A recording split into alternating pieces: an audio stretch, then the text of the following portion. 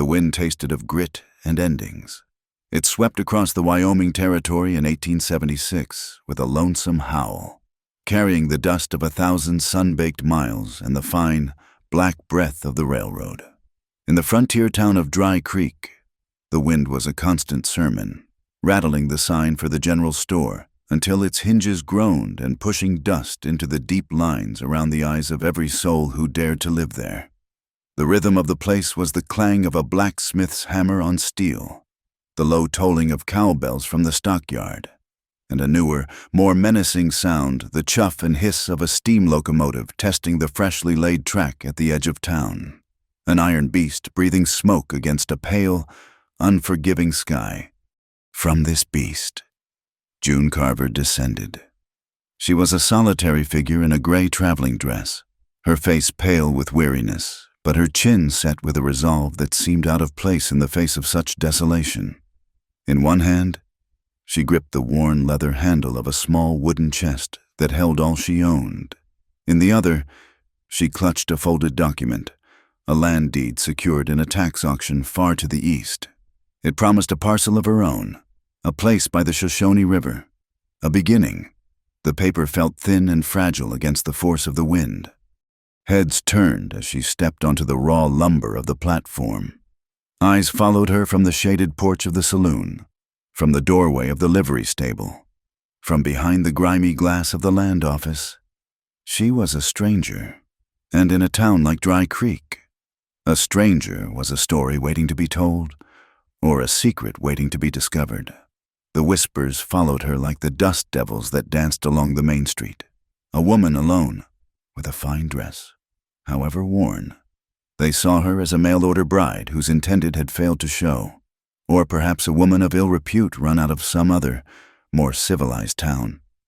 June felt their stares like a physical weight, but she kept her gaze fixed forward, her mind on the river and the plot of earth that was hers.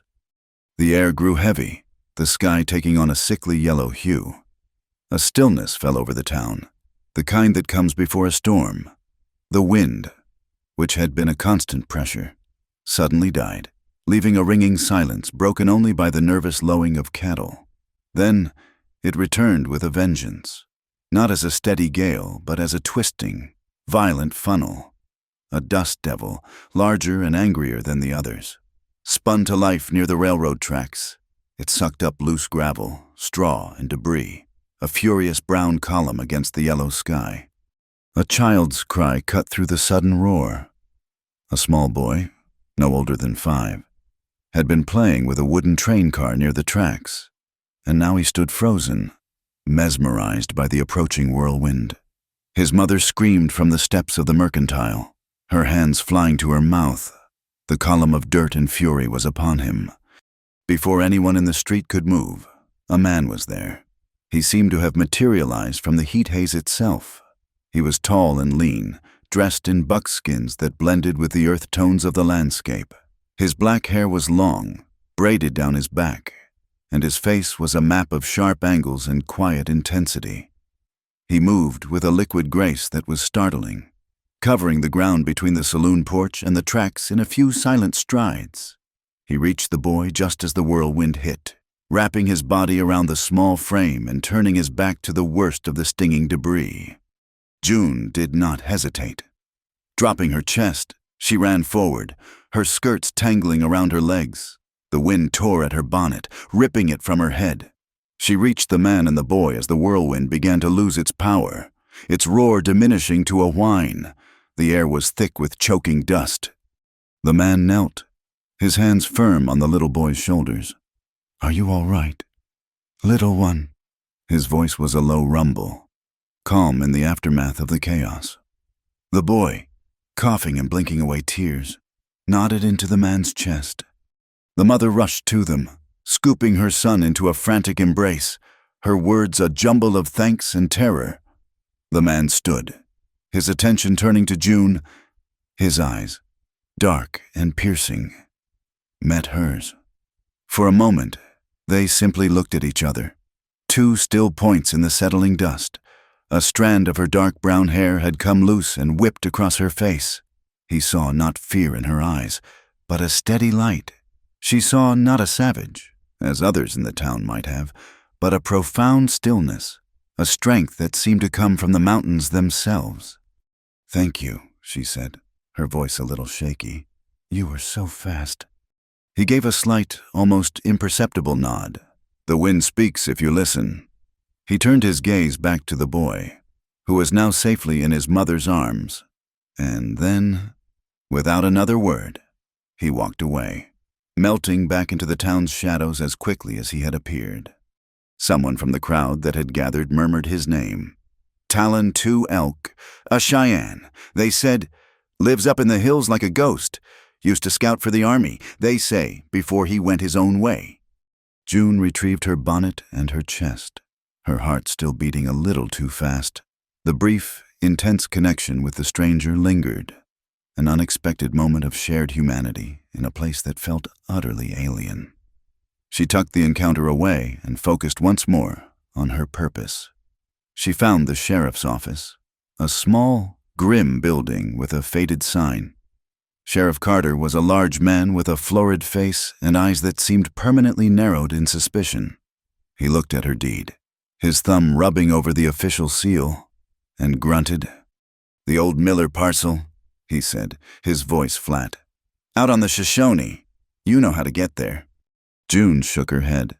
"I was hoping to hire a wagon." Carter gestured vaguely toward the livery. "Henderson might take you. For a price?"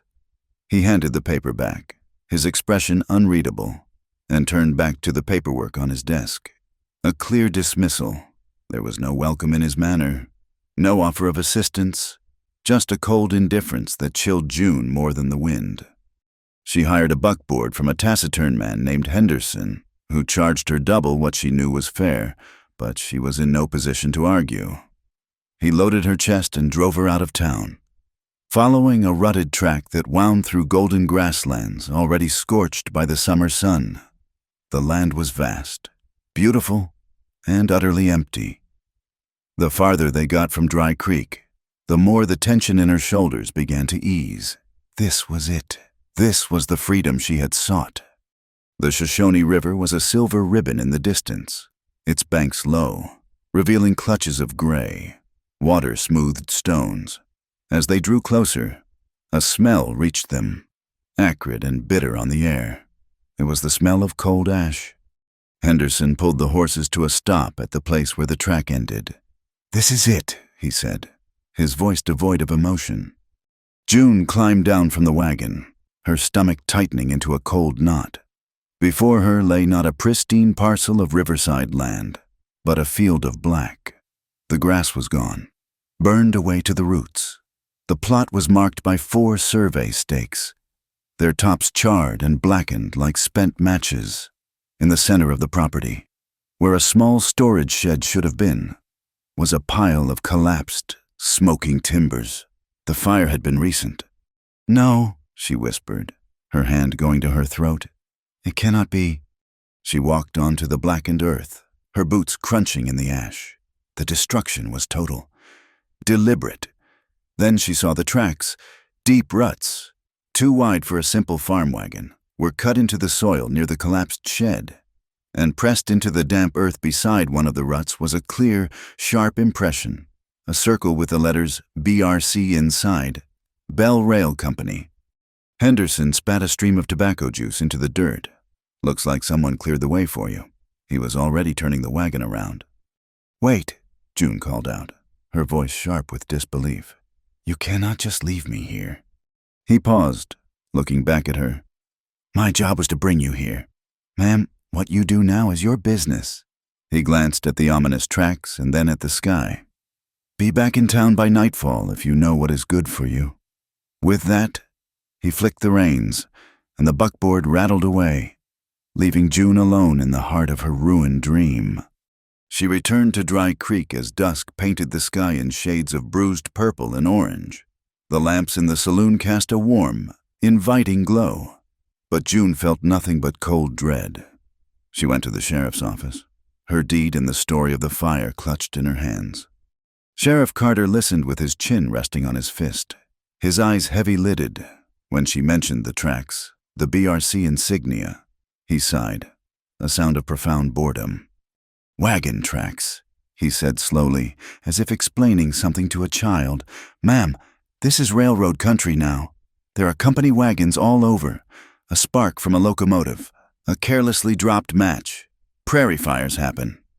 This was not a prairie fire, June insisted, her voice rising. "This was my land, my shed. It was burned on purpose."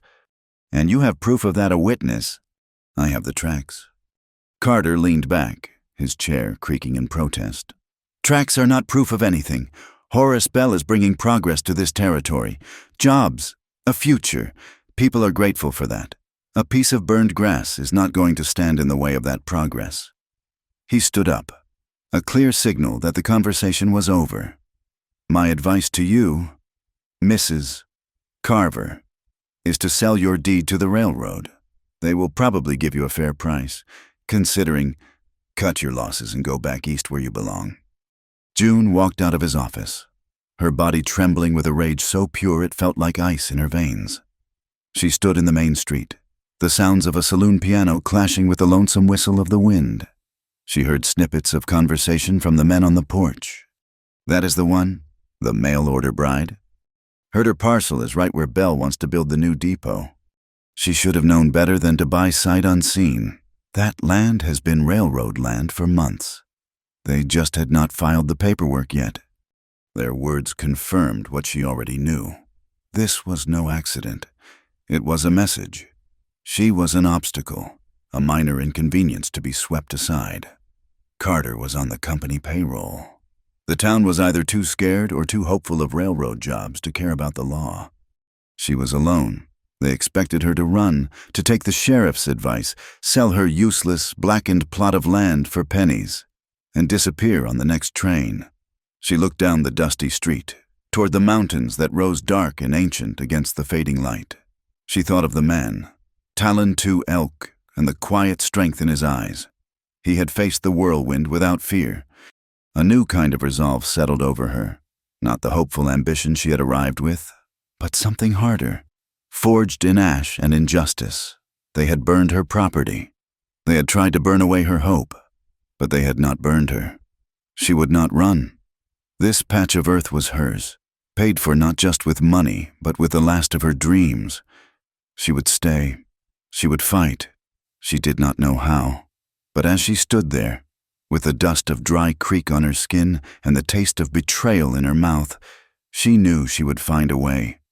From the shadows across the street, Talon 2 Elk watched her. He had seen her go into the sheriff's office and had seen the rigid set of her shoulders when she came out. He had heard the saloon gossip. He had a deep, abiding hatred for the iron tracks that scarred the land and for the men who laid them. Men who saw the world as something to be conquered and consumed. He had seen fires like the one she described before, fires that served the interests of powerful men. He had intended to stay out of it. The affairs of the settlers were not his concern. His concern was the mountains, the herds, the quiet ways of his people. But as he watched the lone woman standing defiant against the gathering dark, a flicker of something, a long dormant ember of interest, began to glow. He did not move. He did not speak. He simply watched, his gaze as steady and patient as the mountains themselves. The sun rose on a world made of ash and silence. June had spent the night in a sparse room above the general store, the sounds of the saloon below a constant reminder of her isolation. Sleep had been a shallow, restless thing, and with the first gray light, she was awake, her mind clear and cold with purpose. Sheriff Carter would not help her. The town would not help her. She had only herself, a deed to a scorched piece of earth, and the memory of a stranger who moved like the wind. She knew she had to go back to the land, to search for something more definitive than wagon tracks, some piece of proof that could not be dismissed as a prairie fire. But she could not go alone. The wildness of the territory was as much a threat as the men who had set the fire. She needed a guide, someone who knew the land and was not in Horace Bell's pocket. The image of Talon 2 Elk rose in her mind, his calm authority in the face of the whirlwind. He was an outsider, like her. Perhaps he was the only person in Dry Creek she could trust. Finding him was another matter. The liveryman, Henderson, merely grunted and shook his head when she asked. The woman at the mercantile, a stern figure named Miranda, looked at June as if she were a piece of spoiled meat and said, "He keeps to himself. For good reason." The message was clear: stay away from him. June persisted, her quiet determination a strange sight in the boisterous, dusty town. She walked toward the edge of the settlement, past the last of the rough-hewn buildings, where the prairie began its uninterrupted sweep toward the mountains. There, by a small, slow-moving creek, she saw him. He was cleaning a brace of rabbits, his movements economical and precise. A long bow and a quiver of arrows lay on the grass beside him. He looked up as she approached, his dark eyes missing nothing. He did not seem surprised to see her. "I need to hire you," June said, "foregoing any pleasantries." Her voice was steady, though her heart beat a nervous rhythm against her ribs. "I need a guide to take me back to my land on the Shoshone." Talon continued his work, his knife moving with fluid skill. "The liverymen can take you." "The liverymen will not go where I need to go. I need to survey the damage, to search the area. I will pay you well." "Money does not buy my time," he said without looking up. A flash of frustration went through her. "I am not some helpless woman from the east, Mr. Two Elk. My land was burned deliberately by the railroad, and the sheriff will do nothing. I am going back there to find proof, with or without your help. I would simply prefer not to get lost or eaten by wolves while I do it." He finally paused, his hands still. He wiped the blade of his knife on a patch of grass and looked at her directly. Bell Rail Company. Yes, their mark was next to the shed they burned. He was quiet for a long moment, his gaze distant, as if he were looking at something far beyond the horizon. "The iron snake," he said softly, more to himself than to her. "It poisons the water and starves the herds." He turned his full attention back to June, his eyes searching her face. "You want to fight them? A woman alone. I am not asking you to fight them. I am asking you to be my guide. What I do when I get there is my own concern." He stood, his height more imposing up close. He was taller than any man she had ever met. He looked from her determined face to the distant smoke trail of the locomotive. "The land that is now yours was once a winter camp for my people. The river gave life. To see it burned is an offense. I will take you. Not for your money. I will take you because I want to see the tracks the arsonist left behind, and to make sure the fire is truly out."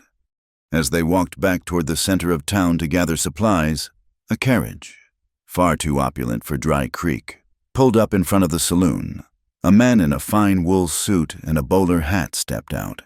He was thick in the middle, with a face that was a mask of pleasantry stretched over something hard and unyielding.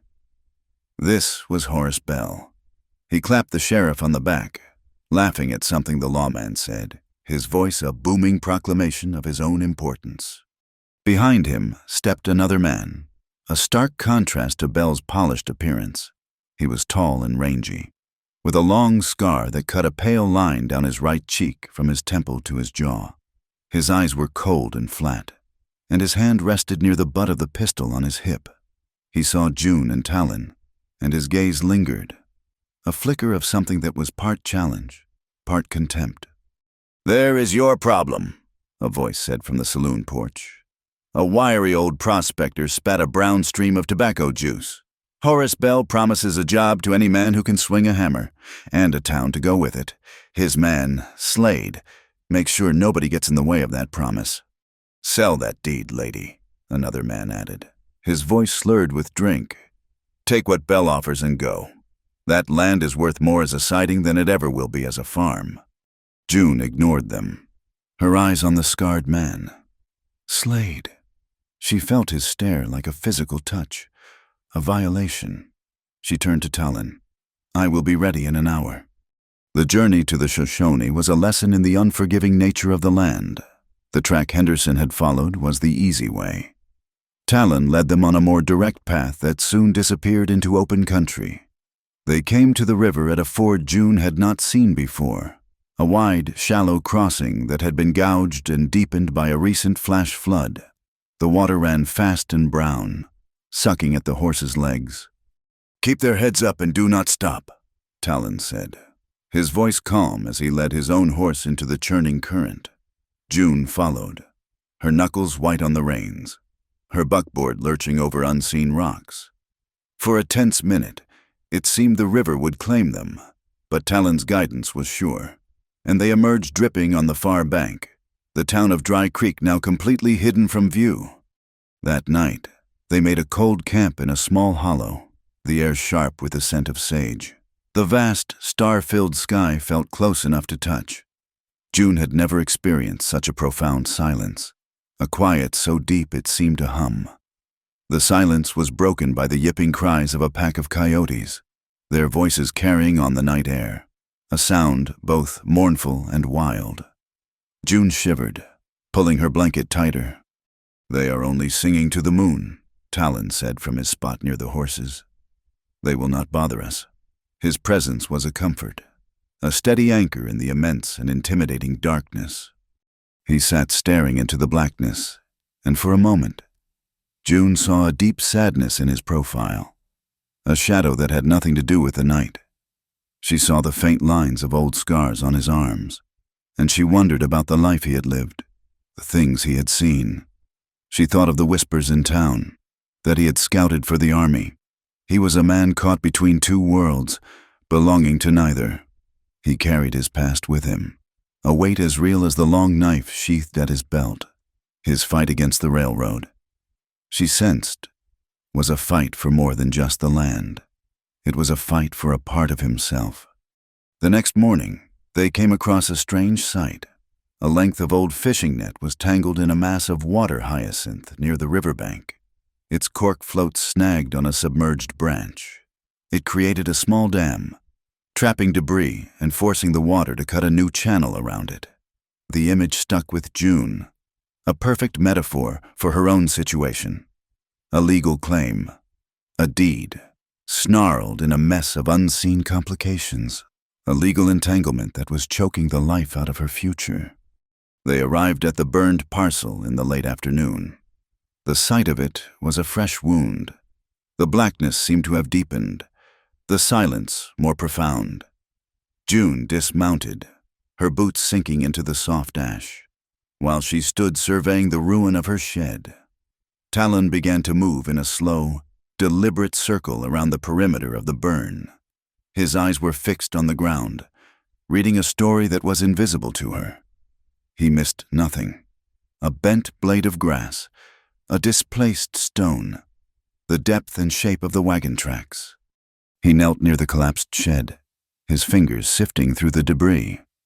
After a few moments, he stood and held something out to her. It was a small, flat piece of metal, a tin disc from the top of a can. It was blackened with soot, but he rubbed it clean with his thumb. "Kerosene," he said. "The smell still lingers. They used it to make the fire burn hot and fast." He then walked to a spot near one of the charred survey stakes. "Here," he said, pointing. He brushed away a layer of ash, revealing a dark, oily stain in the soil. They poured more here to make sure the marker would be consumed. This was no accident. It was the proof she needed, tangible, undeniable proof of arson. As she took the tin disc from him, their fingers brushed. His hand was warm and calloused, a startling contrast to the cold, dead feel of the metal. Talon straightened up, his gaze sweeping over the landscape. "They will be back," he said. "Bell will want to erase any sign of this. He will plow it under or send his men to dig it out. You do not have much time." June looked at the evidence in her hand, then at the vast, empty land around her. For the first time since arriving, a sliver of hope cut through her despair. It was not much, but it was a beginning, a weapon. As they prepared to make camp for the night, a safe distance from the burned ground, June pointed to a set of tracks near the riverbank. "Buffalo?" she asked, a note of academic curiosity in her voice. Talon looked where she was pointing, and the corner of his mouth twitched, the barest hint of a smile. He walked over to the tracks and pointed. "See the curve here and the mark of the iron shoe?" June looked closer, confused. "Buffalo do not wear hobnail boots," he said, his voice laced with a gentle, dry humor. "That is from the blacksmith's old mule. He wanders down here for a drink sometimes." June felt a blush rise to her cheeks, a mixture of embarrassment and amusement. It was the first time she had felt anything close to lightness since stepping off the train. She found herself smiling, a real, unforced smile. The sound of her own quiet laughter felt foreign and welcome in that small moment. Surrounded by the ruins of her plans, the air between them shifted. The grim reality of their purpose receded, replaced by a simple, shared moment of warmth. The burned stake posts stood like sentinels of a destroyed past, and the distant railroad tracks were a constant reminder of the pressure to come. But the river flowed on, a promise of life and persistence. And for now, that was enough. They did not return to Dry Creek right away. To leave the land now felt like a surrender. Instead, they started with the bones of the dead thing. The collapsed shed was a skeleton of charred timbers, but the frame, held together by heavy, hand-forged nails, was mostly intact. Darlin, with the quiet efficiency of a man who builds his own life from what the earth provides, cleared the debris. His strength was effortless, a part of him like the silence he wore. June, in her worn traveling dress, was not idle. She followed in his wake, gathering the unbent nails and dropping them one by one into an empty kerosene can. The clinking sound a small, defiant industry in the immense quiet. She pried blackened planks loose, testing their strength, setting aside those that were sound. Her hands, accustomed to ledgers and fine needlepoint, were soon covered in soot and scratched with splinters. She did not seem to notice. She worked with a focused intensity. A woman reclaiming her ground by the inch. They used the salvaged lumber to reinforce the frame, and Darlin thatched a makeshift roof with river reeds and packed earth. It was not a home. It was a statement, a three-sided shelter, open to the river. That said, we are here. That first night in the shelter, June cooked a thin stew of the rabbits Darlin had hunted, thickened with the last of her traveling flour. She mended a tear in her sleeve with thread she had painstakingly unraveled from a hem. She was practical, her movements precise. Darlin watched her, saying little, but a new understanding was dawning in his eyes. He had seen settler women before, most of them fragile things, broken by the hardness of the land. This woman was not fragile. She was bending, but she was not breaking. When they returned to Dry Creek for supplies, the town felt different. The whispers that had followed her were now mixed with a grudging curiosity. She had not run. She had stayed out on the burned land with the Cheyenne scout. This was not the behavior of a jilted mail-order bride. June knew she could not win her fight from the isolation of the riverbank. She needed allies, however unlikely. She started with the small kindnesses that bind a community together. She saw May, the town's widowed seamstress, struggling to patch a leak in the roof of her small shop. June, recalling the work on the shelter, offered to help, climbing the ladder and securing the shingles herself. She asked for nothing in return, but left with a small bundle of canvas scraps and a spool of heavy thread. Her next visit was to Pastor Hale, a man whose faith was stronger than his failing eyesight. She found him in the small, dusty church, his face inches from the pages of a large Bible. She offered to read to him, for an hour. Her clear voice filled the empty chapel, breathing life into the ancient words. When she was done, he thanked her, his milky eyes filled with tears. "The children here run wild," he lamented. "There is no school, no one to teach them their letters." An idea, born of that moment, took root in June's mind. A school would give the town a future, a reason to exist beyond the railroad's temporary boom. It was a thought she held on to, a seed to be planted when the time was right. Her quiet efforts did not go unnoticed, but as she was building bridges, Horace Bell was laying track. One afternoon, as June was leaving the mercantile, She saw Sheriff Carter nail a notice to the public board outside his office. The paper was stark white against the weathered wood, the black letters official and menacing. Notice of condemnation. By order of the Wyoming Territorial Authority, the parcel of land designated 34-17W is hereby condemned for public use, necessary for the construction and continued progress of the Bell Rail Company line. The claimant has 30 days to accept the company's final offer. 30 days. The words were a death sentence for her claim. A crowd had gathered, reading the notice in silence. Their faces were a mixture of pity and a grim sort of satisfaction. She had been warned. She had not listened. Now the axe had fallen. That evening, the conflict between June and Talon came to a head. They sat by a small fire near their shelter, the river whispering beside them. "We should go into the mountains," Talon said, his voice low and urgent. "From there, we can watch them, learn their movements, strike when they are vulnerable. It is the only way to fight a snake. You do not meet it in the open." "And become outlaws," June countered, her voice tight. "No, that is what they want. They want me to break the law so they can dismiss my claim and arrest me. This is not a war to be won with arrows and knives. Talon, it is a fight to be won with paper and ink, in a courtroom." "Your courtroom is run by their sheriff," he said, his voice hard. "Your laws are written by their politicians. It is a trap. I have seen it before. Then I will fall into their trap and expose it for what it is. I will not run. I will not hide. I will face them with the truth. My truth." He looked at her, his face taut with frustration. He could not make her understand that the wilderness she saw as a threat was his greatest ally, and the civilization she clung to was his deadliest enemy. But he saw the unbending resolve in her eyes, a force as strong as his own. A compromise was reached, unspoken. They would follow her path, but they would use his skills to walk it. Their first target was Slade. If he was the one who set the fire, he would have been careless. Talon knew that men like Slade, men who lived by casual violence, were arrogant.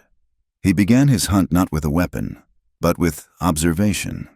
He found the faint trail of Slade's horse, a particular gait caused by a poorly set shoe, and followed it from the saloon to a small, isolated supply depot a few miles outside of town, tucked away in a shallow canyon. They approached under the cover of a moonless night, moving like shadows through the sagebrush. The depot was a rough wooden building and a large corral. A single lamp burned in the window. From a ridge above, they watched as Slade loaded a wagon. He moved with a lazy confidence, heaving crates and barrels. One barrel, stored near the back of the depot, caught Talon's eye. It was seeping a dark, thick substance, pine tar, a potent accelerant, much easier to transport than cans of kerosene. Slade finished his work, doused the lamp, and rode away. June and Talon waited, their patience a living thing, until the sound of his horse had faded completely. They slipped down from the ridge and approached the depot. The air was thick with the smell of tar and axle grease. As they rounded the corner of the building, Talon's hand shot out, grabbing June's arm and pulling her back so sharply she almost cried out. He pointed. A thin piece of wire, strung between a fence post and the depot's door latch, glinted faintly. It was set at ankle height, a simple but effective trap, likely tied to a shotgun or a cluster of bells inside. They had almost walked right into it. The cold reality of their danger settled over June, a fear more profound than anything she had yet felt. This was not a legal dispute. This was a matter of life and death. They backed away, leaving the depot and its secrets undisturbed for now. The pine tar was a crucial piece of information, but they needed more. They needed a human voice to confirm what they suspected. That voice belonged to a man named Luca, a young Italian immigrant who worked on the rail crew. June had noticed him in town, his face always shadowed with worry, his wife and 2 small children always clinging to his side. He was a man trapped by circumstance, his loyalty to Bell born of necessity, not conviction. June approached him one evening as he was leaving the worksite. His shoulders slumped with exhaustion.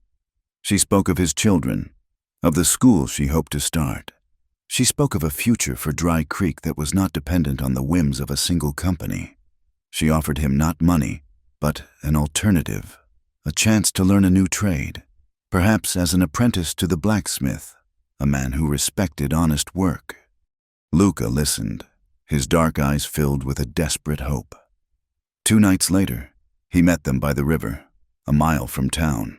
He was trembling, his gaze constantly darting into the darkness. "It was Slade," he whispered, the words tumbling out in a rush. "Mr. Bell told him to clear the parcel, make it look like an accident. He said a few barrels of tar would make the fire hot enough to burn the green wood of the shed. I heard them talking. He gave Slade a bonus. Please, you must not tell anyone I spoke to you. Slade would—" "I give you my word," June said, her voice soft but firm. "When this is over, you and your family will have a new start." They had their proof, the means, the motive, and now the witness. It felt like a victory, however small and precarious. But the larger war was escalating in ways they could not yet imagine. The next afternoon, a rider appeared on the horizon. He rode not from the direction of the town, but from the north, from the heart of the high plains. He was a young Cheyenne warrior, his horse lean and fast, and he made straight for their camp. He and Talon spoke for a long time in their own language, his words clipped and grim, Talon's face growing harder and colder with every sentence. When the rider had gone, Talon stood for a long time, staring at the mountains, his back to June. The sun was setting, bleeding red across the sky, the color of a fresh wound. "What is it?" June asked, her voice hushed. "That was a messenger from my people." He turned to face her, and the look in his eyes made her take an involuntary step back. The despair there was an ocean, vast and terrifying. "Horace Bell's survey crews are moving north into the last of our winter hunting grounds to clear the way for them. His men have been shooting the buffalo." He took a ragged breath. "The southern herd, they are all gone. He is using hunger as a weapon. He means to starve us until we sign his treaty and abandon the land forever." The train whistle blew in the distance, a long, triumphant cry that echoed across the darkening prairie. It was no longer just the sound of progress. It was the sound of conquest. June looked from the despair on Talon's face to the blackened earth beneath her feet. Her small, personal fight for a piece of land had just become a part of something much larger, a struggle for the very soul of the country. The news of the slaughtered herd settled like a shroud over their camp. For 2 days, Talon was a ghost, a silent, brooding presence who moved with a predator's coiled stillness. He would stand for hours looking north, his face a mask carved from stone. June gave him his space, sensing a grief so profound that words would be an intrusion. The fight for her small parcel of land now seemed a pale, selfish thing compared to the existential threat facing his people. Yet she knew they were connected, 2 fronts in the same war against the same enemy. During those quiet days, June turned to the one weapon she possessed, her mind. She spread the contents of her small wooden chest onto a canvas sheet inside the shelter. It held ledgers from her father's business, a few treasured books, and all the legal documents pertaining to her land purchase. She had been raised in a world of contracts and commerce, the daughter of a Boston merchant who believed a woman's mind was her greatest asset, second only to a respectable marriage. That was the part she had refused to honor. Her father had arranged a match for her with a man named Alistair Finch, a principal investor in a burgeoning railroad empire. Finch was a man like Horace Bell, all smiles and handshakes, with eyes that calculated the value of everything and everyone they landed on. He had looked at June and seen a beautiful acquisition, a fine piece of property to adorn his life. The thought of that union, of being owned and appraised like a length of silk, had been a cage tightening around her. So she had taken her inheritance, the money her mother had secretly set aside for her, and fled west, seeking a place where her name would be her own. where the land beneath her feet answered to no one but her. She had not been running from hardship. She had been running toward freedom. She meticulously organized the documents, her fingers tracing the legal language, the clauses and addendums. She was searching for a mistake, a loophole, any weakness in the condemnation notice. Tucked inside a thick folio of county survey records was a map she had overlooked in her initial review. It was an older survey, commissioned by the territory a year prior. It showed 2 proposed routes for the railroad. One was the current path, cutting directly through her land and the adjacent Cheyenne hunting grounds. The other was a slightly longer route that followed the natural curve of a low ridge, bypassing her parcel and the sacred grounds entirely. A note in the margin, penned by the original surveyor. Read alternate route adds 4.3 miles to the line, but avoids seasonal floodplains and provides more stable ground for the rail bed. Her breath caught in her throat. It was there, in faded ink, proof. Bell had not chosen his route out of necessity. He had chosen it because it was cheaper. He had burned her home, and was systematically starving a people. To save the cost of 4 miles of track, this map changed everything. It transformed her from a squatter into a victim of corporate greed. It was the foundation of her legal fight. She looked up, ready to share the news with Darlin, but he was gone. His bow and quiver were missing. A cold knot of fear tightened in her stomach. She told herself he was only hunting, but his mood had been so dark. She worried he had gone to seek a more direct, more violent form of justice. She waited, the afternoon sun stretching the shadows long across the blackened earth. The silence of the plains pressed in on her. It was then that she heard the sound, a soft scuff of a boot on gravel behind the shelter. She turned, expecting Darlin. Instead, Slade stood there, the scar on his cheek a livid white against his sun-darkened skin. A cruel smile twisted his lips. "Looking for your redskin," he drawled, his voice a low sneer. "He is gone. Just you and me now, little lady." June's heart hammered against her ribs, but she did not scream. She backed away slowly, her eyes darting for an escape. 2 other men, rough-looking railroad workers, emerged from the tall grass by the river, cutting off her path. "Mr. Bell wants his property," Slade continued, taking a step toward her. "He sent me to escort you off it, permanently." Before she could react, he lunged. June fought, twisting and kicking, her nails raking at his face. But he was too strong. He backhanded her, the force of the blow sending a burst of stars across her vision. One of the other men grabbed her arms, twisting them painfully behind her back, while Slade bound her wrists with a length of rough rope. They gagged her with a dirty rag, and then he threw her over the saddle of his horse like a sack of grain. Darlin returned to a camp that was unnervingly still. The fire was cold. The survey map lay on the ground, a corner of it fluttering in the evening breeze. He saw the signs immediately. The scuffed earth, the dropped canvas scrap from June's mending basket, the faint, overlapping tracks of 3 men and a single horse being led away. And he saw the distinctive print of Slade's horse, the one with the poorly set shoe. Rage, cold and absolute, washed through him. It was a feeling he knew well, an old and bitter enemy. It was the same feeling that had consumed him years ago. As a young man scouting for the army, he had believed their promises of peace, believed he was helping to forge an understanding between 2 worlds. Instead, they had led him to a sleeping village of his own people on the banks of the Washita River, and he had been forced to watch as the soldiers he had guided enacted a massacre. He had never again served a white man's authority, had never again allowed himself to believe in their laws or their justice. He had sworn an oath to protect the land and its people in his own way. And June, a settler, a woman from the very world that had betrayed him, had somehow become one of those people. He took only his knife and his rope. He did not need a bow. This was not a hunt. It was a reckoning. The trail was easy to follow at first, but the sky was darkening with an unnatural speed. A strange, greenish light suffused the air, and the temperature dropped. The first pellets of hail began to fall. small and sharp as needles. Within minutes, it was a torrent. Ice stones the size of robin's eggs hammered the ground, shredding leaves and turning the trail to a pockmarked slurry of mud. The world dissolved into a roaring, percussive chaos. Talon pulled his horse to a stop under the scant cover of a rocky overhang, protecting the animal with his own body, the hail beating a merciless tattoo on his back and shoulders.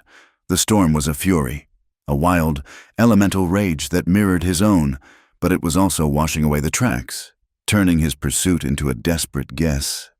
When the hail lessened, replaced by a cold, driving rain, he pressed on. He was no longer following a clear trail, but the ghost of one. He read the story of their passage in the subtlest of signs, a freshly broken branch, a smear of mud on a rock that was a slightly different color from the surrounding earth, the faintest scent of Slade's cheap cigar tobacco caught in the wet air. He found them at dawn, holed up in a narrow, winding canyon known to the Cheyenne as the Place of Crows. Slade had made his camp under a deep ledge on one side of the canyon floor. June was tied to a stunted pine tree, her face pale and bruised, her dress torn and muddy. But her eyes, when they met Talon's from his position high on the opposite rim, burned with an unextinguished fire. Slade and his men were careless, confident in their isolation. Talon knew a frontal assault was suicide. The canyon walls offered the only advantage.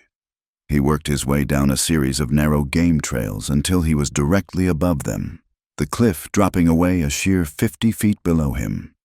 The rock face was slick with rain, offering few handholds. He anchored his rope to a thick pinyon root and began his descent.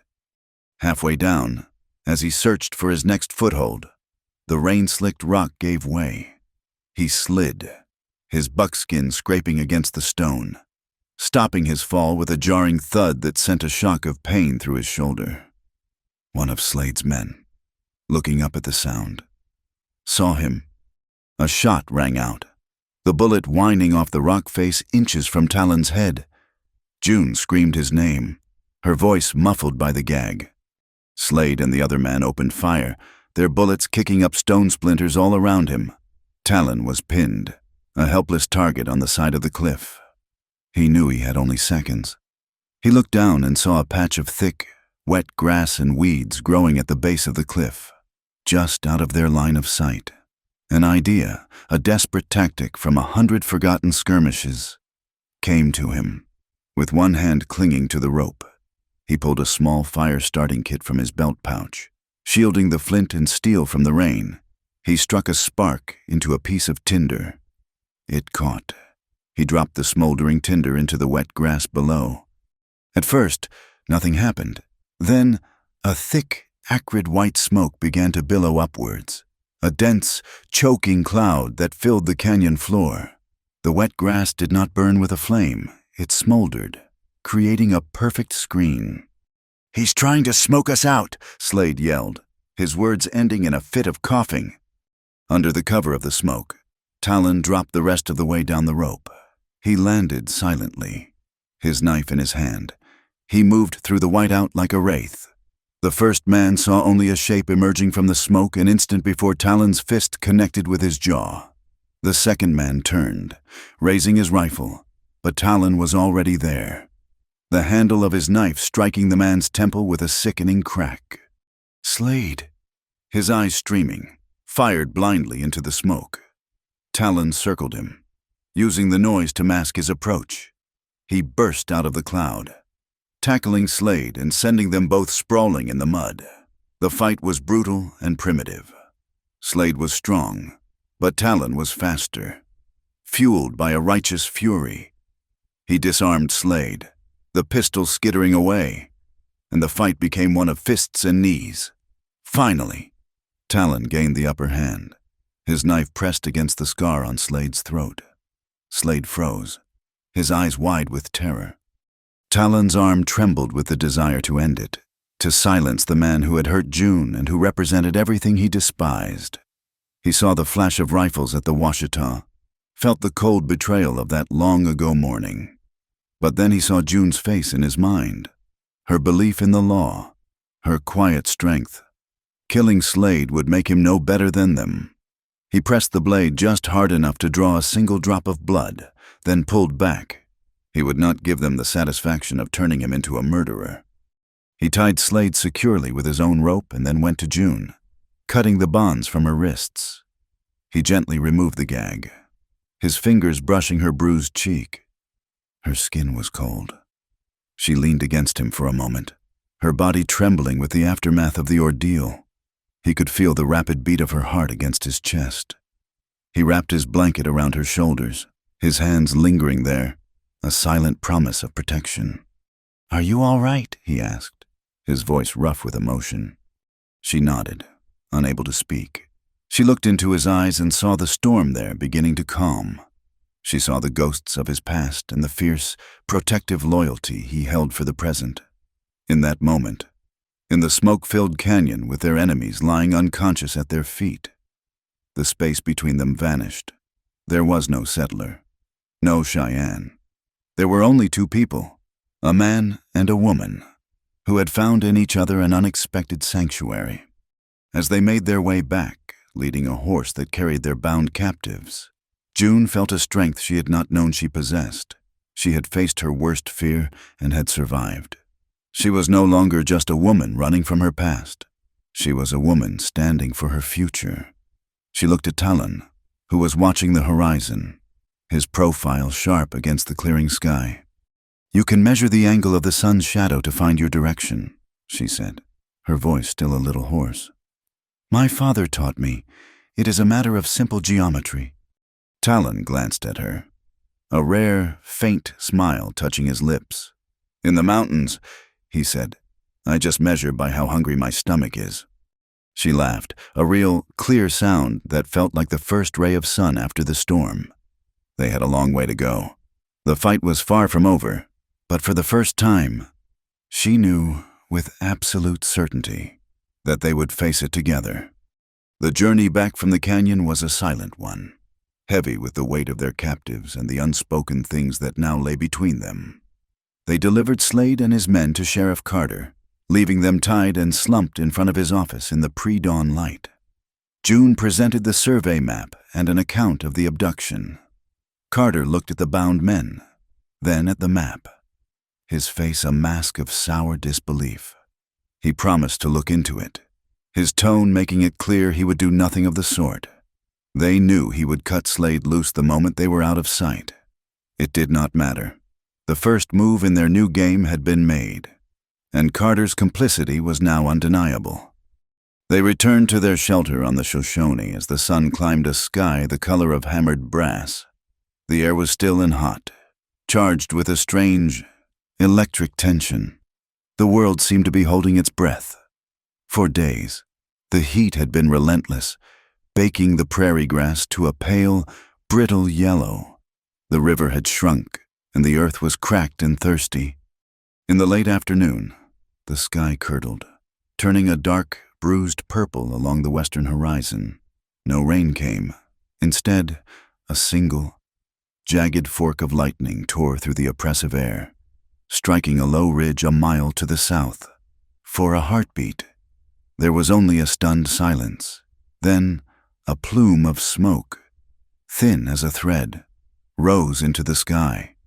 The wind, which had been still all day, suddenly gusted, and the thread of smoke exploded into a wall of incandescent orange. The fire moved with a terrifying speed, a roaring, ravenous beast consuming the dry grass. It did not just spread, it leaped, carried on the wind, devouring the prairie in great, hungry gulps. "We have to go," Darlin said, his voice sharp and urgent. "To the river, now!" He was already kicking dirt onto their small campfire and grabbing their supplies. But as they turned to flee, they saw figures emerging from the smoke to the south, running toward them. It was a small family group, a man, a woman, and 2 children, their faces masks of terror. They were Bannock, a people who sometimes camped in this part of the territory. The fire had trapped them, cutting off their escape. The father, his lungs heaving, pointed back into the inferno. "My son!" he gasped. "He fell." Talon did not hesitate. He pushed his own horse's reins into June's hands. "Take them to the wide part of the river, where the banks are low. Keep them in the water." He was already running, a wetted cloth tied over his mouth and nose, disappearing into the wall of smoke and heat. June's mind reeled. She was terrified. For him, for the lost boy, for all of them. But there was no time for fear. She saw the Bannock family, frozen with indecision, and a new fierce clarity took hold. She grabbed a bucket and a heavy canvas sheet, soaking them in the river. She showed the mother how to create a small barrier, a desperate, last-ditch effort to slow the encroaching flames at a narrow point in the grass. They worked side by side, scooping and throwing water, their movements frantic and synchronized, a tiny, hopeless island of defiance against an ocean of fire. The heat was a physical blow. Sucking the air from her lungs, embers rained down around them, setting small spot fires that they stamped out with their boots. Through the shimmering haze, June saw him. Talon was emerging from the smoke, a small, limp body slung over his shoulder. The boy was alive, coughing weakly. Talon's buckskin shirt was scorched, and an angry red burn marked his forearm. "There is no time," he yelled over the roar. "The wind is shifting." He led them away from the river, not toward it. June followed without question, herding the family before her. He seemed to know every fold in the land, every dip and rise. He led them into a shallow ravine that guided them upward, away from the main fire front, toward a cluster of immense, weathered rock formations that stood like ancient sentinels on the hillside. They scrambled into a hollowed-out space beneath the largest of the stones, a natural cave worn smooth by centuries of wind and water. It was a sanctuary of red rock, cool and solid. They huddled together in the deep twilight of the shelter as the fire raged past them. The opening of the cave was a window into hell. The sky was not dark, but a swirling, incandescent canvas of orange, red, and a strange, ethereal pink from the smoke. The sound was a deafening, continuous roar, the voice of the world being unmade. Hours passed. The roar slowly subsided, replaced by the crackle and pop of cooling embers and the occasional crash of a burned-out tree. The air was thick and tasted of ash. The Bannock family, exhausted and overwhelmed, slept huddled together in the back of the cave. June and Talon sat near the entrance, watching the smoldering landscape. The moon rose, a pale, ghostly disk in the smoke-hazed sky, illuminating a world of black and gray. The devastation was absolute. He moved first, dipping a cloth into the small water skin. He reached for her hand, turning it over. Her palm was raw and blistered from the bucket handle. He gently cleaned the wound, his touch incredibly careful. The cool water was a balm. "Your arm," she whispered, her voice hoarse. He looked down at the angry burn on his forearm, as if noticing it for the first time. "There is a spring deeper in the rock," he said softly. "The water is always cold." He led her back into the deeper dark of the cave, where a thin trickle of water seeped from a fissure in the stone, collecting in a small, hand-sized basin. He cupped the water and let it run over his own burn, hissing as the cold shocked the damaged skin. Then he turned to her. He took her hands, his thumbs gently stroking her scorched palms, and dipped them into the basin. The water was icy, a profound relief. They stood there for a long moment in the quiet dark, hands clasped in the healing water, the shared sensation a current passing between them. He looked at her, his face shadowed and unreadable, but his eyes, even in the dim light, were filled with a raw, unguarded emotion she had never seen before. The barriers he kept around himself, the walls built of old wounds and bitter experience, seemed to have been burned away by the fire, leaving something vulnerable and true. She saw it all in that moment, the weight of his past, the depth of his loyalty, the terrible, lonely strength he carried, and she saw her own reflection in his gaze, no longer a frightened woman from the east, but someone who had stood her ground, who had fought the flames alongside him, Everything she had been, everything she had run from, and everything she hoped to become seemed to converge in that single, silent exchange. A wave of feeling, more powerful and overwhelming than the fire itself, washed over her. It was a terrifying, absolute need, not of a woman for a rescuer, but of one's soul for its counterpart. "I need you," she whispered, the words barely a breath, a confession torn from the deepest part of her. He did not answer with words. He closed the small distance between them and gently pressed his forehead against hers. She could feel the heat of his skin, the faint tremor that ran through him. He was solid and real, an anchor in a world that had turned to ash. When he finally spoke, his voice was a low, ragged sound, a promise forged in the heart of the fire. "Darlin, I am yours." His touch, when he raised his hand to cup her cheek, was warmer than the embers outside. A different kind of fire. It was not a fire of destruction, but of creation. It was the spark of a covenant, a commitment made in the shadow of the enduring rock, a pledge of allegiance that needed no other witness. The last of her fear, the last of his isolation, dissolved in that single, searing touch. When the first light of dawn broke, it revealed a landscape transformed. The earth was blackened and smoking, but the fire was gone. The world was stripped down to its essential form, a canvas wiped clean, awaiting new life. They, too, felt purified. Their internal conflicts burned away. The guilt that had haunted Talon's steps was quieted, replaced by the certainty of his purpose here, with her. The identity June had tried to shed was now one she claimed with pride, not as an heiress running from her past, but as a woman fighting for a future she would build with her own hands. They stood at the mouth of the cave, the cool morning air on their faces. "Carter will do nothing with Slade," she said, her voice clear and steady. "The condemnation notice is a lie. The whole town is caught between Bell's promises and his threats." "Then we go around them," Talon said. "All of them." June nodded, her mind already working, fitting the pieces together. The survey map, Lucas' testimony, the tin from the kerosene can, the pine tar at the depot, Carter's deliberate inaction. "We take it all to the county seat at Fort Laramie. We present it not to a sheriff, but to a territorial judge." It was a declaration of a new strategy, a direct assault. No more hiding, no more reacting. From now on, they would be the fire. The red rock stood behind them, a symbol of the endurance of the land itself. The small spring still trickled its life-giving water. Love, she realized, was not a gentle thing. It was not a refuge from the world. It was a choice, made in the heart of the inferno, to stand together and face the flames. The fire had scoured the land, but it had also cleared the air. Returning to Dry Creek, June and Talon moved with a new, shared purpose. The town was no longer a hostile audience to be endured, but a jury to be won. Their strategy, forged in the aftermath of the blaze, was to bring the fight into the open.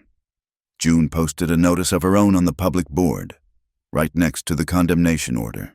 It announced a town meeting to be held in the church that evening to discuss the future of Dry Creek and the truth about the bell rail line.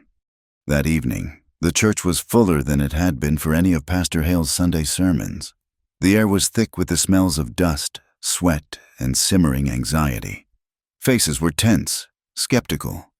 These were people who had gambled everything on this town, and they looked at June as if she were a wild card that could ruin the entire game.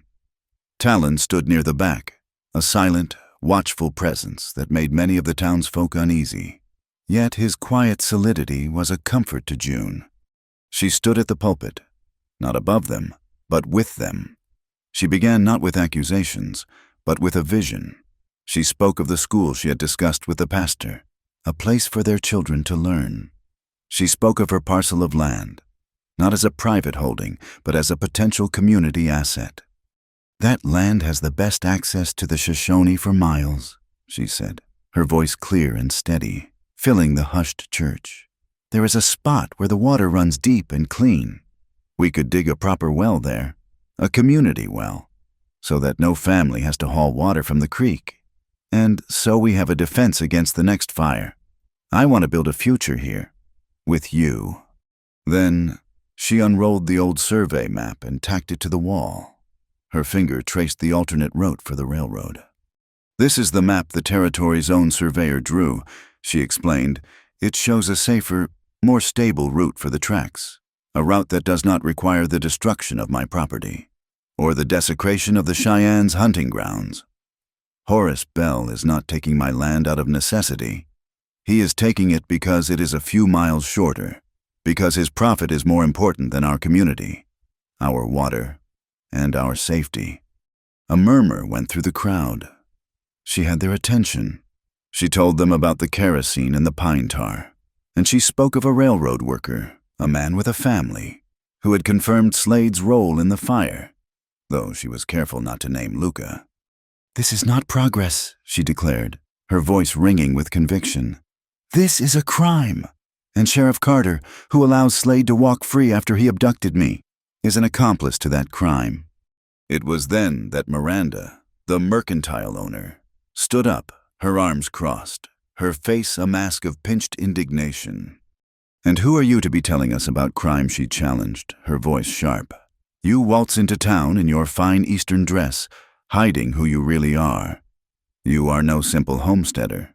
You are June Carver, daughter of the Boston merchant, an heiress playing at being a pioneer.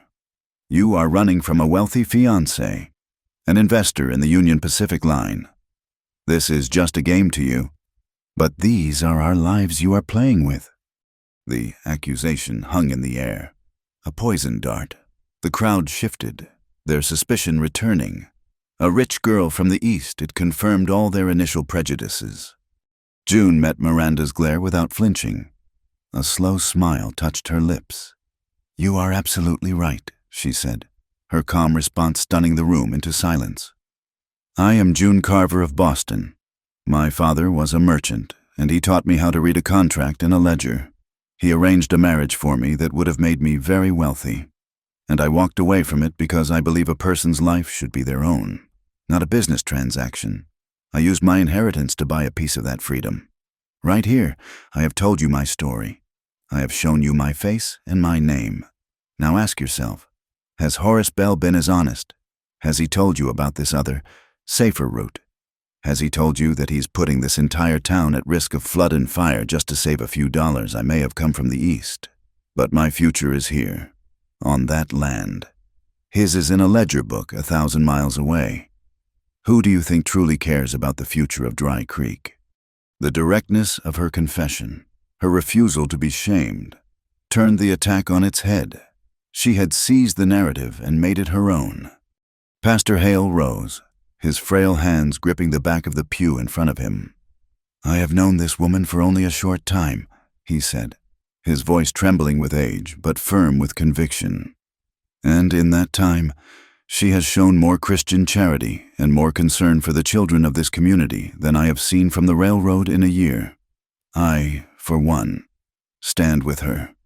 Then May, the seamstress, stood. "She helped me fix my roof, did not ask for a thing. She is a worker, not a player. Her name can go on a petition next to mine." One by one, others followed. Jonas, the burly blacksmith, stood and gave a curt nod. "Makes sense. What she says. A man who burns what he cannot buy is no neighbor of mine." The Bannock father, who had been sitting quietly in the back with his family, came forward and made his mark on the petition June had laid on the pulpit, a silent, powerful endorsement that bridged the divide between the two communities. Just as the meeting was breaking up, a new stranger entered the church. He was a young man with an inquisitive face and a notebook in his hand. "My name is Thomas Sinclair," he announced to the dispersing crowd. "I am a correspondent for the San Antonio Express. I heard there was a dispute brewing here between the railroad and a landowner. It seems I have arrived just in time." He looked at June, a professional curiosity in his eyes. "I would like to hear your side of the story, Mrs. Carver. All I ask is for the truth. I am a fair man. I will work for my keep and report what I see with my own eyes." The arrival of the press was a development June had not anticipated. a wild card of her own. For the first time, a voice from the outside world was listening. The next day, the town began to act.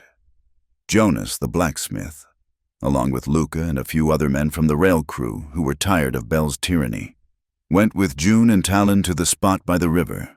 They began to dig the well. As they worked, the children of the town gathered to watch, their faces full of awe. They were especially fascinated by Talon. They started calling him Mr. Moutain, a name that made the corners of his mouth twitch in a rare smile.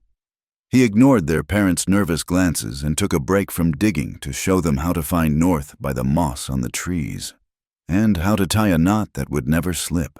He was no longer a ghost on the edge of town, but a quiet, respected presence at its center. Belle and Carter did not remain idle. A lawyer from Cheyenne, a man with a cold smile and a briefcase full of documents, arrived on the afternoon train. He served June with a temporary injunction, forbidding any further improvements on the land. Carter stood beside him, a smug look on his face. "This is a legal matter now," the lawyer said smoothly. "The courts will decide. Until then, you are trespassing on land designated for public good." That night, under the cover of darkness, Slade and two of his cronies rowed out to the river. They filled in the half-dug well, smashed the workers' tools, and fouled the water. It was a petty, vicious act of reprisal, meant to crush the town's burgeoning spirit of defiance. Talon discovered the damage at dawn.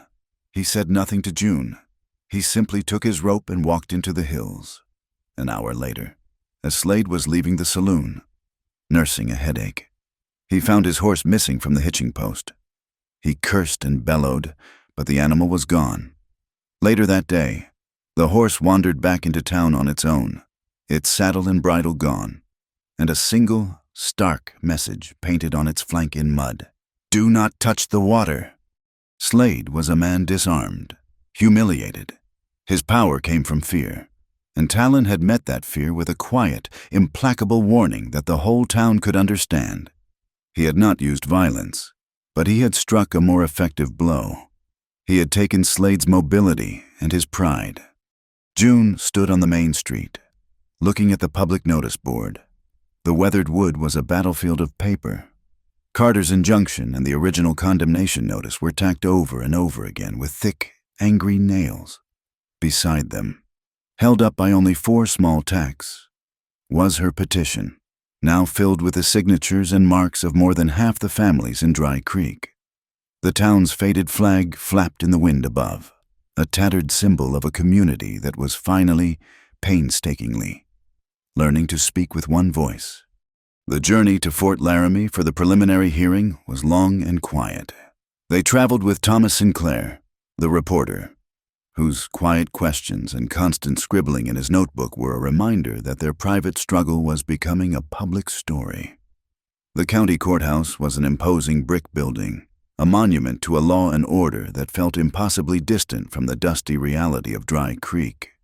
Inside, the courtroom was paneled in dark wood that seemed to absorb all the light and hope from the room. Judge Thomason was a formidable man with a thick gray beard and eyes that had seen every kind of human folly.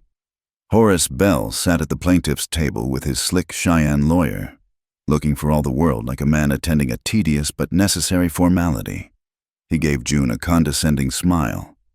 June stood before the judge, her voice even and clear, though her hands were clenched at her sides. She presented her deed, her petition, and the territorial surveyor's map.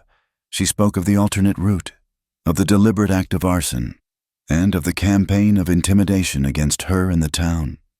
Bell's lawyer rose, his voice smooth as oiled leather. He dismissed her claims as the hysterical fantasies of an Eastern woman unsuited to the realities of the frontier.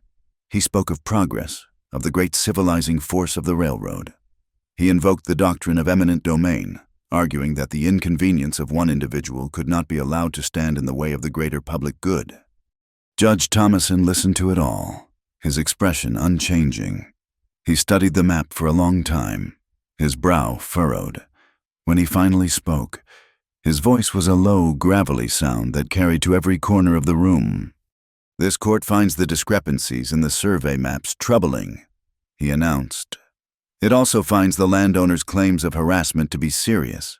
However, the needs of the railroad and the territory's contract with the Bell Rail Company are also of significant weight. Therefore, I am issuing a temporary injunction." He looked directly at Bell's lawyer, then at June. "This injunction applies to all parties. There will be no further construction or surveying by the railroad on or near the disputed parcel, and there will be no further development, including the digging of wells or the erection of any structures, by the claimant. We will suspend all activity until the spring thaw allows a territorial magistrate to travel to the site and the full case can be heard." Horace Bell smiled. A slow, deeply satisfied smile. June felt her shoulders slump. It was a draw, but a draw was a victory for Bell. He had the resources to wait. The town did not. The law had not saved them. It had merely imprisoned them in a state of suspended animation. The ride back to Dry Creek was grim. The news of the injunction fell like a shroud over the town. The nascent spirit of defiance sputtered, replaced by a weary resignation. They had fought, and the system had simply frozen them in place. June allowed herself one evening of despair. She sat in the darkness of the church, the petition in her lap feeling as useless as a handful of dust. But as she sat there, the quiet determination that was the bedrock of her character began to reassert itself. The judge had forbidden her from building on her land. He had said nothing about the church. The next morning, she did not go out to the river. She began clearing a space in the back of the chapel. "If we cannot build a schoolhouse," she announced to a handful of curious onlookers, "then we will make a school right here. The law cannot stop our children from learning." Her energy was infectious, denied one outlet for their hope. The townspeople poured their frustration into this new project. Jonas brought in rough planks of cottonwood to be sanded down for benches. May began sewing old flour sacks into book covers. Thomas Sinclair, the reporter, found himself with a hammer in his hand, helping to build a small, raised platform for a teacher's desk. June was no longer just a landowner fighting for a deed. She was the heart of a community fighting for its future. But nature, the ultimate arbiter in the West, had its own verdict to deliver. The mild weather of early March had been a deception, a false spring. The temperature plummeted, and the sky turned the color of lead. A strange, heavy silence fell, and then the first flakes of snow began to drift down. Within an hour, it was a full-blown blizzard, a howling white fury that erased the world. The wind drove the snow into every crack and crevice, piling it into massive drifts that buried fences and blocked doorways. The temporary shelter on the Shoshone, already weakened and exposed, collapsed under the weight of the snow with a groan of splintering timbers.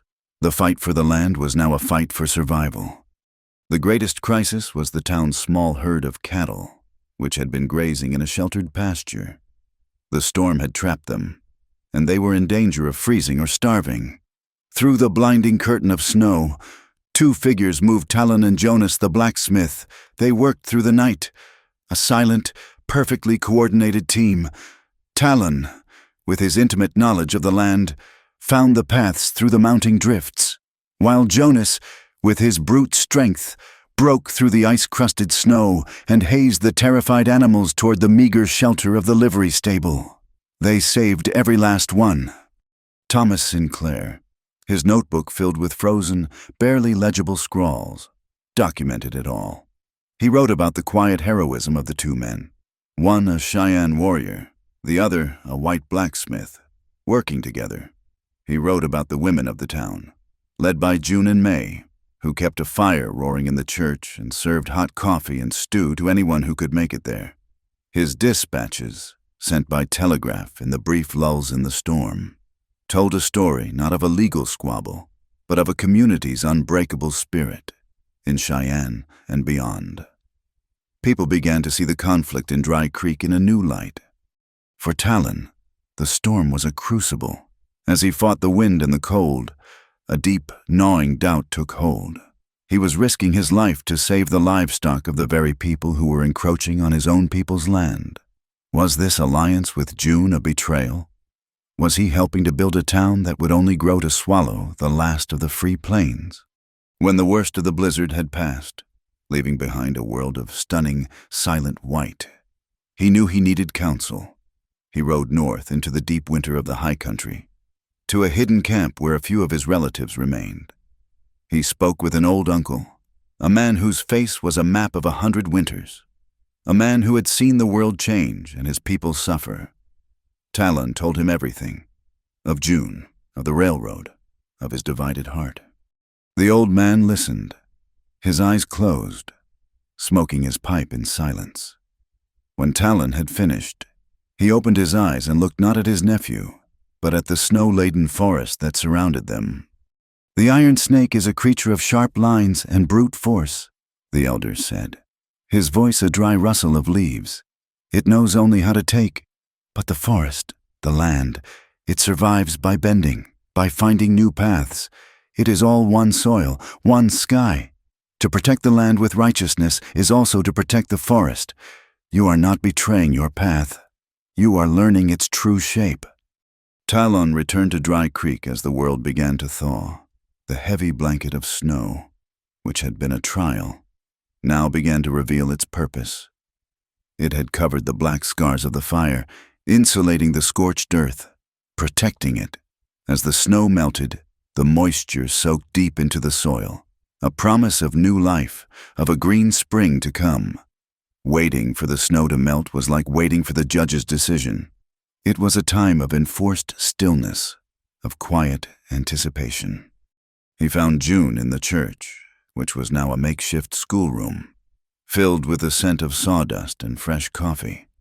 She looked tired, her face pale, but her eyes were bright.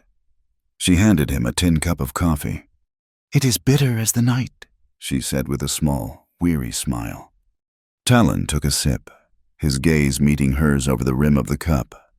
"The night is sweeter now," he said. And in that quiet moment, surrounded by the evidence of the future they were stubbornly trying to build, they both knew it was true.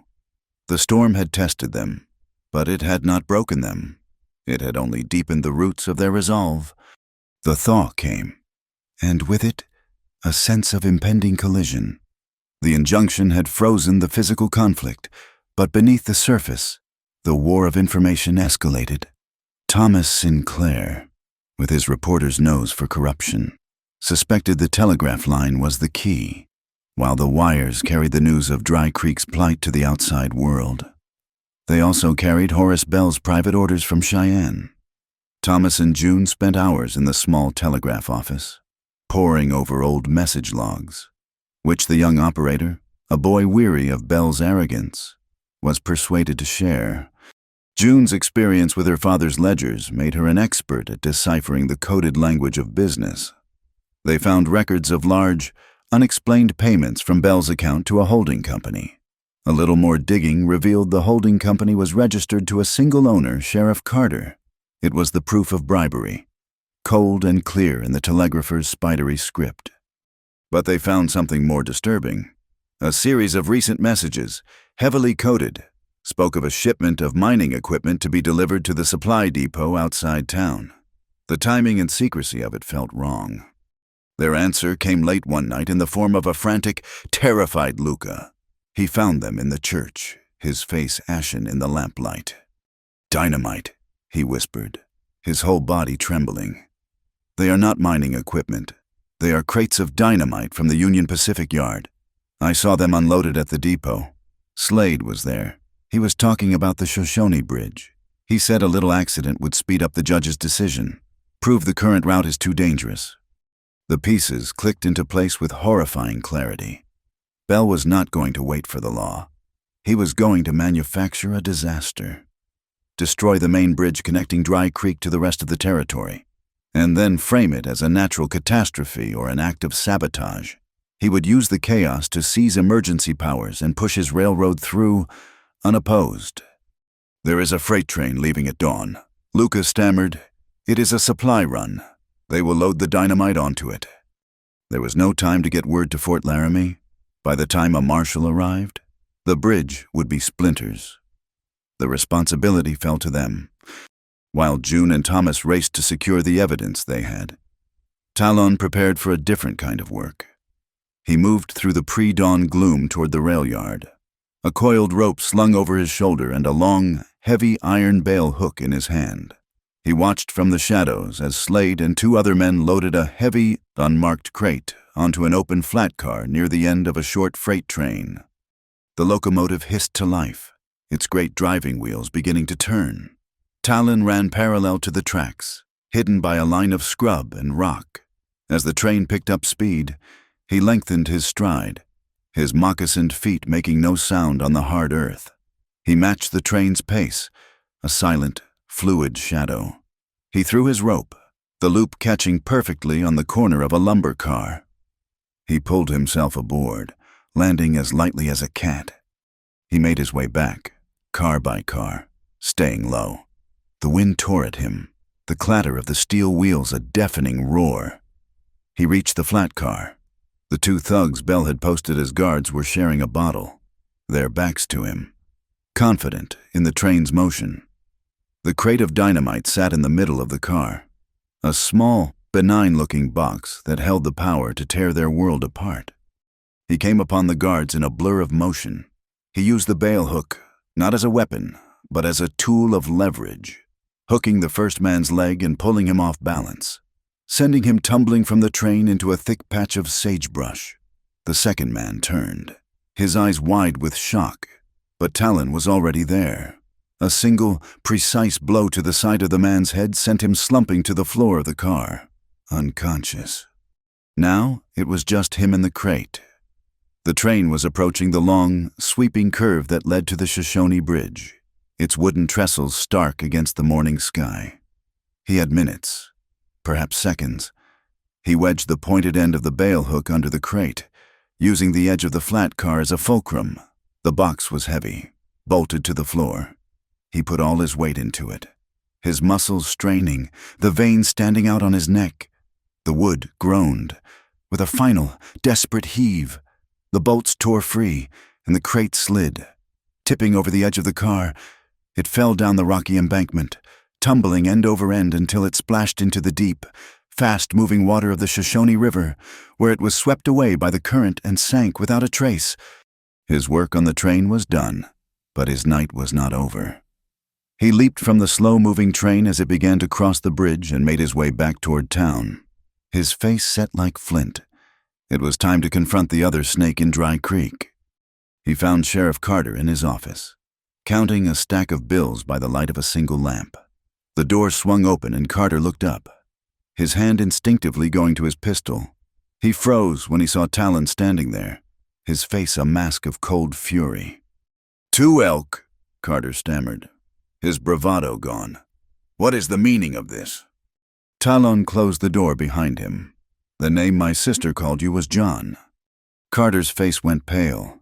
"That was a long time ago. That has nothing to do with this." "It has everything to do with this." Talon took a step forward. "I remember the winter the sickness came, the coughing, the fever. I remember how you looked at her when her skin began to show the marks. You were a deputy then, full of promises. You promised to care for her." "I was afraid," Carter whispered, his eyes darting around the room. "Looking for an escape. Everyone was afraid." "She was your wife, my sister, and you left her to die alone in a cold teepee while you saved yourself." Talon's voice was dangerously quiet. "She did not die alone. I was with her. I held her hand. And when it was over, I buried her. You took an oath to her, just like you took an oath to this town. You betrayed them both for the same reason. Greed and cowardice." Talon's hand went to the knife at his belt. Carter flinched, shrinking back in his chair. The urge to finish it, to avenge the ghost that had haunted him for years, was a fire in Talon's blood. But then he saw June's face in his mind, her passionate belief in a justice that was stronger than revenge. He saw the children in the church, their faces upturned as he taught them to tie knots, a future that violence could never build. He pulled his hand away from his knife. "Your justice will not come from my blade," he said, his voice laced with contempt.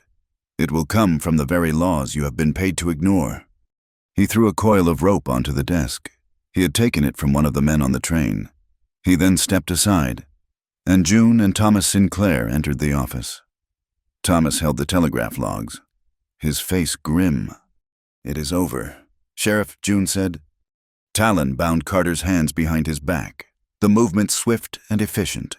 He did not resist. He was a man hollowed out, his authority and his secrets stripped away in a matter of moments. They gathered their arsenal of truth on the table in the church. The surveyor's map, with its clear alternate route. The invoice for the pine tar from the depot. The sworn, notarized testimony of Luca, which Thomas had taken. Thomas's own photographs of the community working together during the blizzard, a testament to their character. And now, the final, damning pieces, the telegraph logs proving the bribery, and the confession of a corrupt sheriff, which Thomas was already transcribing. The telegraph wire, strung on poles that marched across the prairie, hummed in the constant Wyoming wind. It had been Bell's weapon, a tool to issue secret orders and move dark money. But now, it had become their voice, the distant voice of truth, waiting to be heard. Outside, the children were playing. They saw Talon and cheered. Running up to him, he knelt and with a piece of twine, patiently showed a little girl how to tie a perfect bowline knot. She clapped her hands in delight. Jonas, the blacksmith, watched from his doorway, a wry smile on his face. He spat into the dust. "I shoe horses," he muttered to himself. "I do not silence men. Seems some folks know how to handle both ends of the job." The humor was a release, a small breath of fresh air in the charged atmosphere. The stage was set, all the players were in position. The final confrontation was no longer a matter of if, but when. The arrest of Sheriff Carter did not bring peace. It brought a tense, ringing silence to Dry Creek. The kind of quiet that precedes a breaking storm. They kept him in one of his own cells, a confused and broken man, while Thomas Sinclair worked the telegraph wire, sending a detailed, urgent message to Judge Thomason in Fort Laramie. They had the evidence, they had the confession, but Horace Bell was still at large, and no one believed for a moment that the loss of a single crate of dynamite would end his campaign. The warning came 2 nights later. It was the Bannock father, his eyes wide in the moonlight, who slipped into town and found Talon. He had seen a wagon, moving without lights, leaving Bell's main supply camp.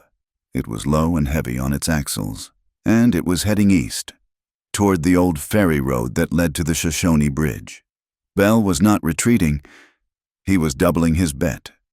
The news spread not like a fire, but like a current of electricity through the community. This was the final move. Bell, knowing the judge was likely on his way, was accelerating his timeline. He would blow the bridge, severing Dry Creek from the law, and present the territory with a manufactured crisis. There was no panic.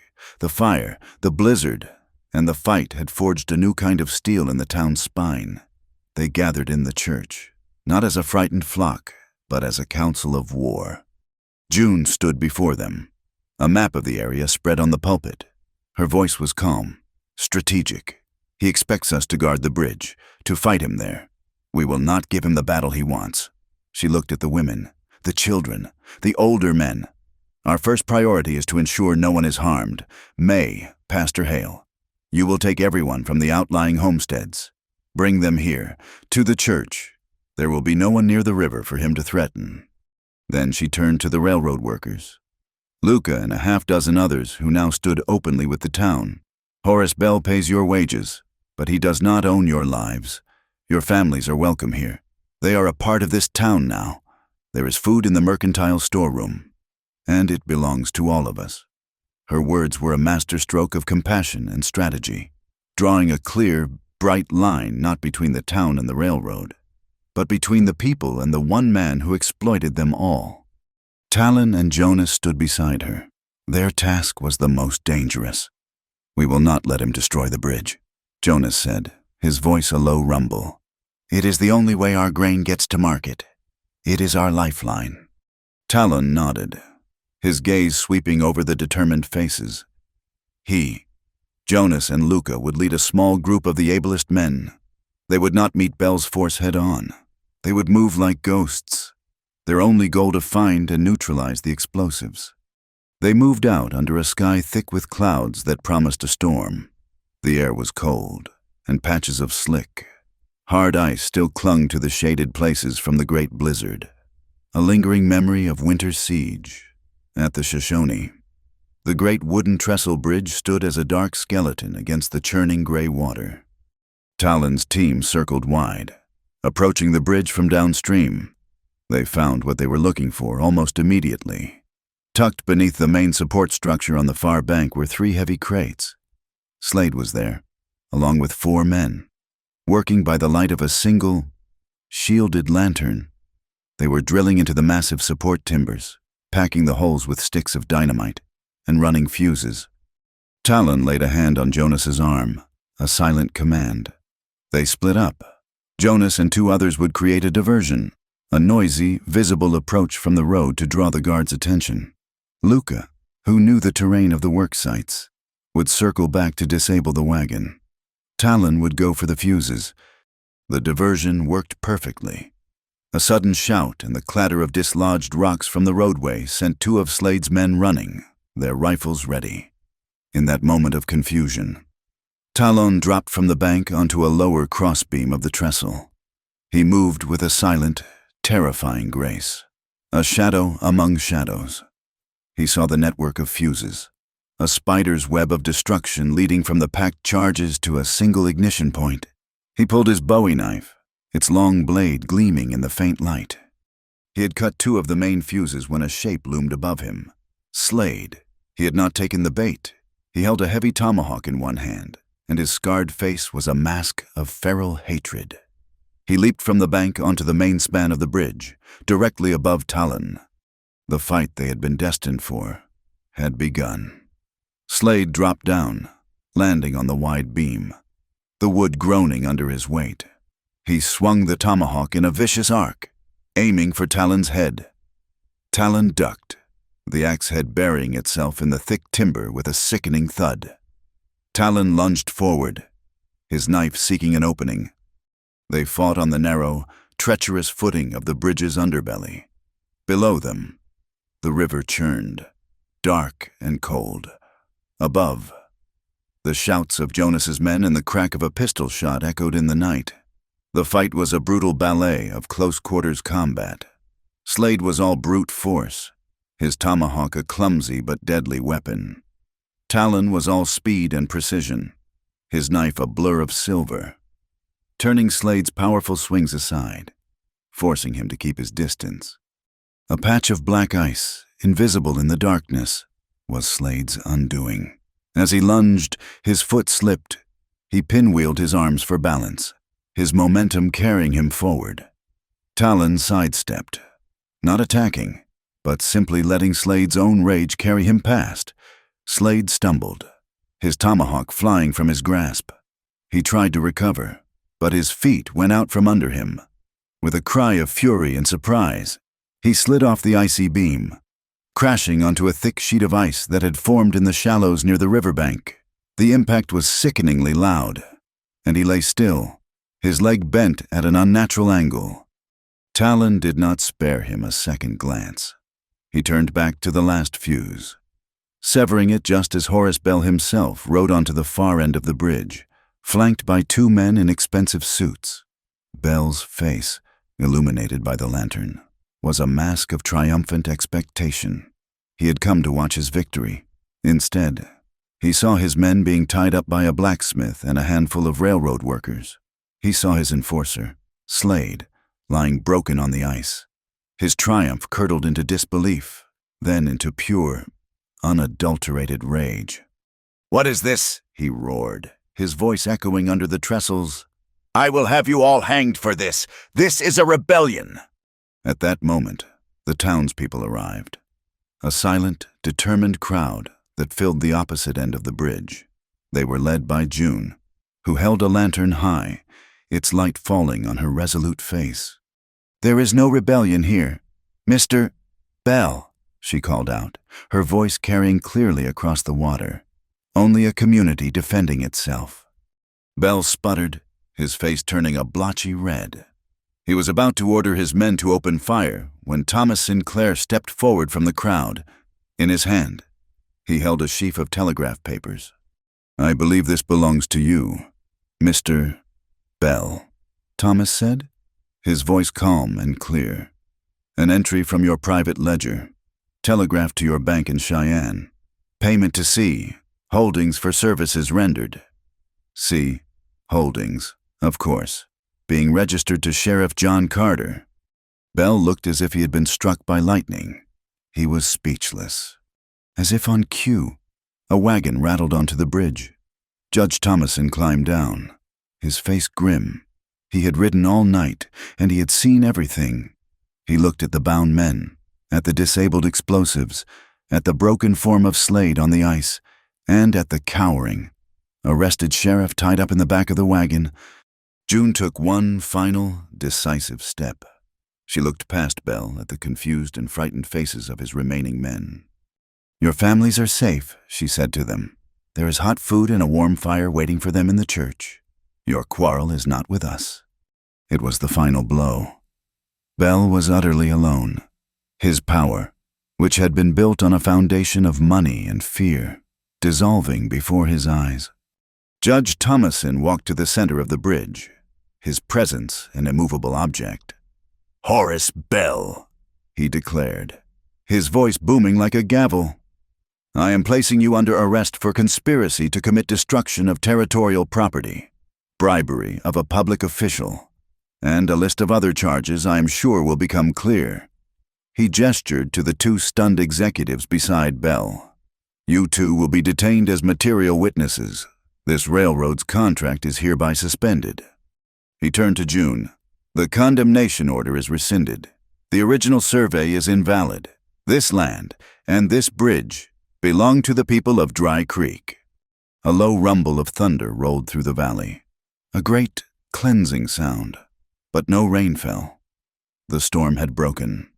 Talon and Jonas worked together, cutting the dynamite sticks from their positions and dropping them, one by one, into the deepest part of the river. The current took them, a dark and silent cleansing, washing away the last of Bell's poison.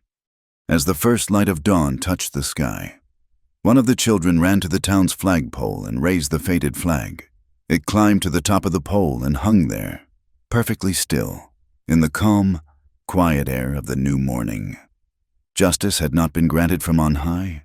It had been built, timber by timber, right here, on the banks of the Shoshone. Spring did not arrive in Dry Creek. It was born there, rising from the ashes of the fire and the meltwater of the great blizzard. The land, scoured and then blessed with moisture, responded with a fierce, verdant explosion of life. The black earth along the Shoshone sprouted a carpet of new grass so green it hurt the eyes, a color of impossible hope. The town, too, began to rebuild. Not just its structures, but its very soul. The energy that had been focused on defiance was now turned to construction. The half-dug well, once a symbol of their struggle, was completed, its stone walls solid and its water running deep, clear and cold. Beside it, on a piece of land June formally deeded to the community, the frame of a schoolhouse began to rise. Jonas's hammer rang out with a new, cheerful cadence, a sound of creation rather than repair. Men who had once eyed each other with suspicion now worked side by side, hoisting beams and planing boards, their shared labor a testament to the community they had forged. The first classes were held in the open air, under the vast Wyoming sky. June, her face smudged with chalk dust, taught letters and arithmetic, her patient voice a gentle counterpoint to the prairie wind. The children, who had once run wild, now sat in rapt attention, their minds hungry for the world she was opening up to them. In the afternoons, Talon would take over. He did not use chalk or a slate. His classroom was the riverbank, the prairie, the sky. He taught them to read the stories written in the mud by the paw of a coyote, to identify the call of a red-tailed hawk, to know which berries were safe to eat and which roots held water. He was teaching them not just to live on the land, but to live with it, to understand its language and respect its power. One warm afternoon in late May, the whole town gathered under the branches of an ancient cottonwood tree that stood near the river. It was a gnarled, massive old thing, its trunk split by a long-ago lightning strike, a deep, dark scar running down its length. But from that wounded wood, it had produced a riot of new leaves and a cascade of fluffy, white catkins that drifted on the breeze like summer snow. It was a tree that had endured, and it was here that June and Talon chose to be married. The ceremony was as simple and profound as the land itself.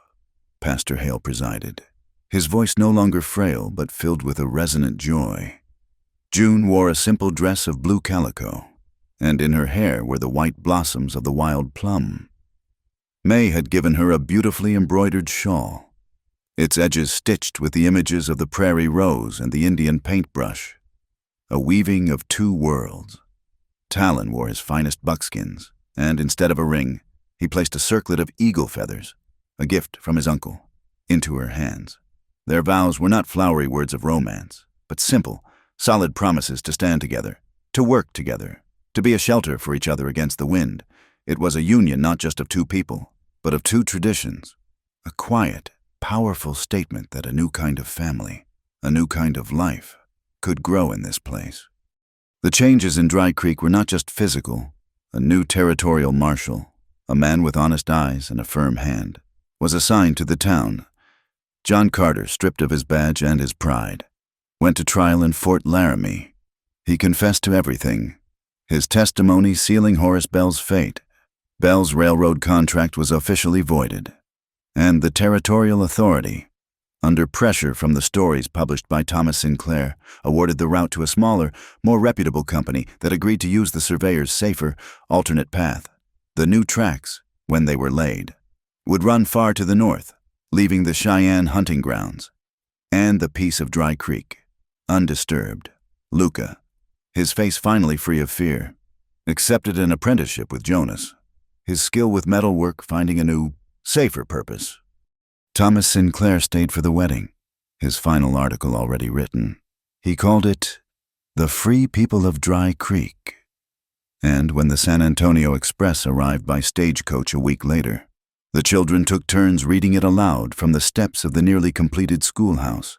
Their young voices, clear and proud, were the sound of the town's victory made real. One morning, as the sun was burning the mist off the river, Talon and June stood near their rebuilt shelter, which was now a small, solid cabin. She handed him a cup of coffee, and he smiled. "The coffee is less bitter these days," he said. She leaned against him, her head on his shoulder, and looked out at the vast, green landscape. "I suppose it is because the sky is sweeter." He wrapped his arm around her, and they stood in comfortable silence. In the distance, the Shoshone Bridge gleamed in the morning light, its timbers strong and secure, a lifeline restored. And far, far to the north, on the edge of the horizon, they saw a dark, moving line. It was a sight that had not been seen in this valley for more than a year. A great herd of bison, drawn by the new grass, was returning.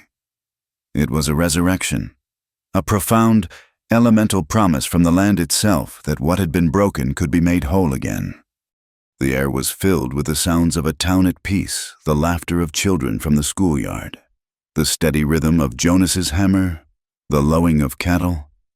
The smoke from the cabin's chimney rose straight and true into the clear blue sky, a thin gray thread weaving itself into the fabric of the mountains. Love had not been a magical salvation. It had been the hard, daily work of doing the right thing, of standing for something, of building a life nail by nail and word by word. Freedom was not a thing you found by running away, but a thing you created by standing your ground, together. Talon gently squeezed her hand, a simple, quiet touch that said everything. They looked out at the endless sea of new grass, at the beginning of their life, at the season of hope. Thank you for listening to our story. Please let us know in the comments where you are listening from so we can all connect and share our thoughts. And do not forget to subscribe to our channel Wild West Tales. Like the video, and support us further by pressing the hype button so this story can be heard by more people.